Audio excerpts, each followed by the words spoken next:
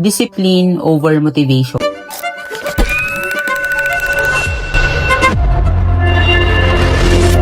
Ako kinukumpara ko na sa negosyo parang exercise lang.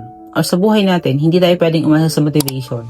Kasi minsan wala tayo niyan eh. May mga araw na pagod ka, bad trip ka, tamad ka, ayaw mong bumangon, pero may kailangan kang gawin. Sabi ko nga sa anak ko, pag sinasabi niya, I don't want to go to school, anak, you have to do it even if you don't want to. Kaya disiplina talaga yung mas mahalaga eh. Routine, boundaries, at saka yung commitment. May mga araw na gigising ako na parang pwede bang mamaya na lang papasok na hapon. Pero pag naiisip ko kung gaano kahalaga yung gagawin ko para sa team, para sa kumpanya, bumabangon ako. Hindi talaga pwedeng mawala yung disiplina sa atin. Kaya ako talagang yun yung tinuturo ko sa anak namin. At the very young age, nakikitaan ko siya ng sobrang disiplina. Classic example is minsan kahit na may nararamdaman siya, papasok siya sa school.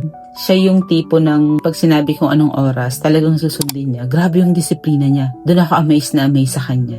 Patunay lang yun na motivation talaga starts the fire. But discipline keeps it burning.